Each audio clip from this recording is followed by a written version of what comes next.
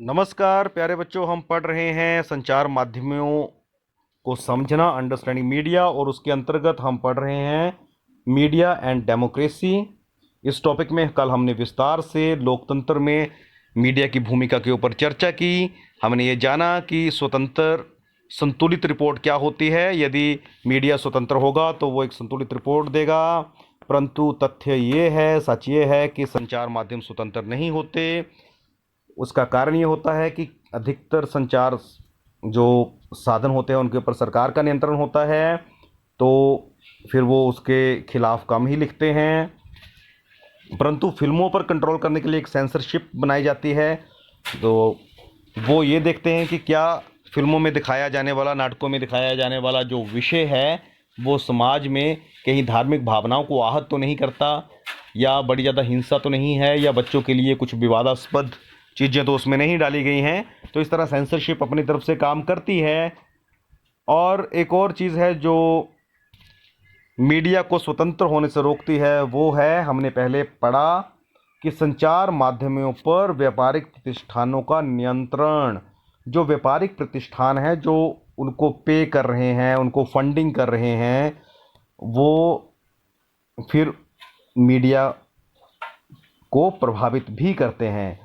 संचार माध्यमों द्वारा निरंतर धन की आवश्यकता और उसके लिए विज्ञापनों पर निर्भरता के कारण भी उन लोगों के विरोध में लिखना कठिन हो जाता है जो विज्ञापन देते हैं। इसलिए व्यापार के गहन जुड़ाव के कारण अब संचार माध्यमों को स्वतंत्र नहीं समझा जा सकता। ऐसा ये एक मत हो सकता है, परंतु इतने बड़े देश में इतना बड़ा मीडिया और पूरे विश्व में मीडिया काम कर रहा है, तो स्वतंत्र भी हैं और कईयों के ऊपर प्रभाव भी होता है। इसके अतिरिक्त संचार माध्यम किसी मुद्दे के खास पक्ष पर इसलिए ध्यान केंद्रित करते हैं क्योंकि उसे विश्वास है कि इससे विवरण रुचिकर हो जाएगा। आपने देखा होगा टीवी में ऐसे मुद्दे भी चलते हैं जो आम आदमी के जनजीवन से तो ज़्यादा संबंधित नहीं होते, परंतु सिर्फ मसाले के लिए खबरें, मतलब ऐसा लगता है उन्हें कि विषय रुचिकर हो जाएगा, मैं इस विषय पे बात करूंगा।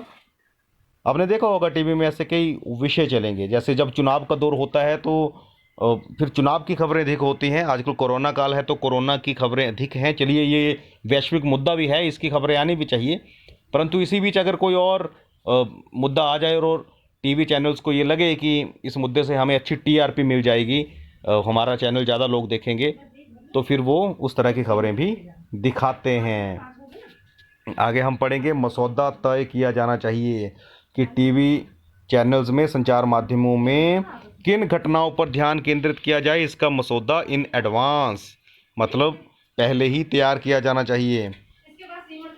उदाहरण के लिए आपके विद्यालय में वार्षिक उत्सव है, एनुअल फंक्शन है, उसकी खबर समाचार में दिए जाने योग्य नहीं होगी। मतलब आपको लग रहा है कि ये इतनी बड़ी खबर नहीं है कि जो समाचार पत्र में आएगी, लेकिन कोई प्रसिद्ध अभिनेता उसका मुख्य अतिथि के रूप में आमंत्रित हो तो समाचार माध्यमों की रुचि इसे समाचारों में सम्मिलित करने में हो सकती है।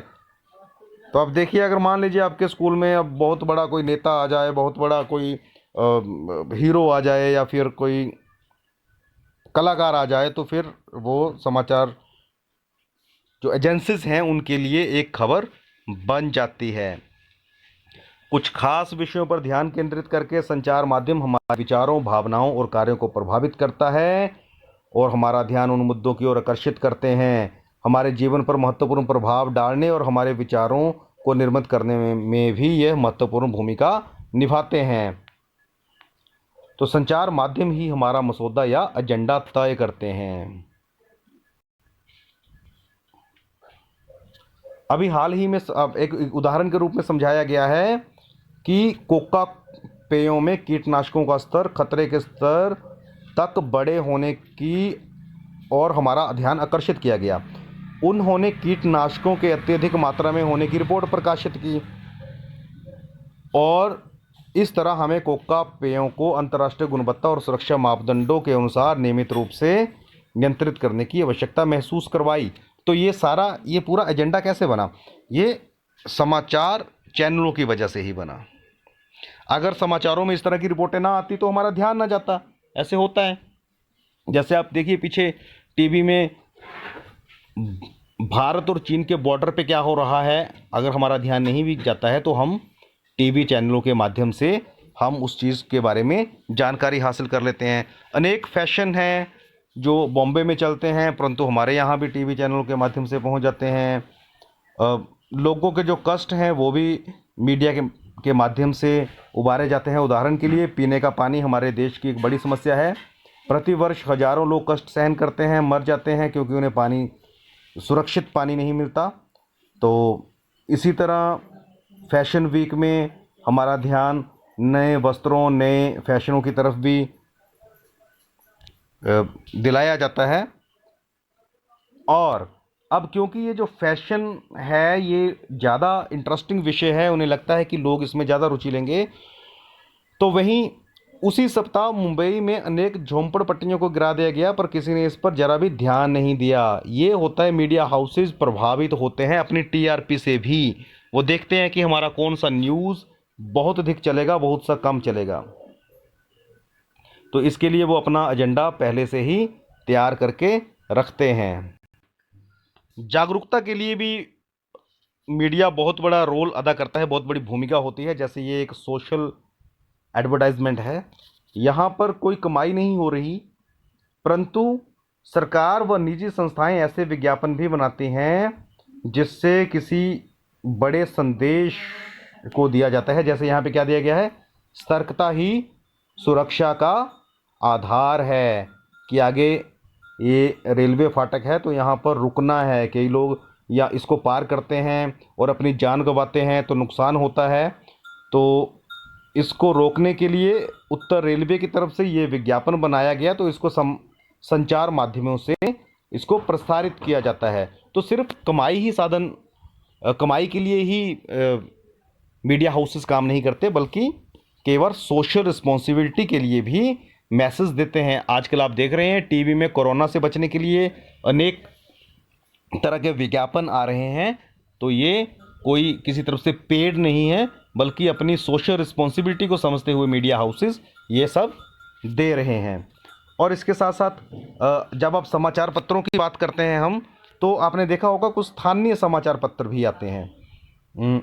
आपके आसपास कौन कौन सी अखबारें आती हैं, ज़रा सोचिए। जी हाँ, पंजाब केसरी, अमर उजाला, दिव्य हिमाचल, दैनिक जागरण, दैनिक भास्कर, इंग्लिश में द ट्रिब्यून, इंडियन एक्सप्रेस, तो ये अखबारें आती हैं। उसके बीच में आप देखेंगे, अगर आप उन्ना जिला से हैं तो बीच में उन्ना केसरी आएगा, कांगड़ा केसरी आएगा। जो भी जिला होगा तो उसके लिए एक स्थानीय खबरों को कवर करने के लिए एक पेज अलग उस जिले में डाला जाएगा। तो इससे समाज के छोटे बड़े मुद्दे भी प्रसारित होते हैं, उन्हें भी पूरा स्थान मिलता है। तो बच्चों, हमने जाना कि लोकतंत्र में समाचार पत्रों की, मीडिया हाउसेस की, पूरे मीडिया की क्या भूमिका रहती है और मीडिया किस तरह से प्रभावित करता है हमारे जनजीवन को। और मीडिया हर बार निष्पक्ष नहीं होता, तो हर बार बायस्ड भी नहीं होता। तो ये आपके विवेक पर है कि आप कौन सी खबरें देखें, कैसे देखें, और किस तरह से एक ही खबर के एक ही पक्ष को ध्यान में रखते हुए एक राय ना बनाएं। तो कार्यपत्र को हल करिएगा, और आशा है कि वीडियो आपको इंटरेस्टिंग लगी होगी, क्योंकि ये आपके जनजीवन से जुड़ी हुई वीडियो थी, आपके दैनिक जीवन से जुड़ी हुई वीडियो थी। आप आने वाली कक्षाओं में इन चीज़ों के बारे में और विस्तार में पढ़ेंगे। धन्यवाद। जय हिंद, जय हिमाचल।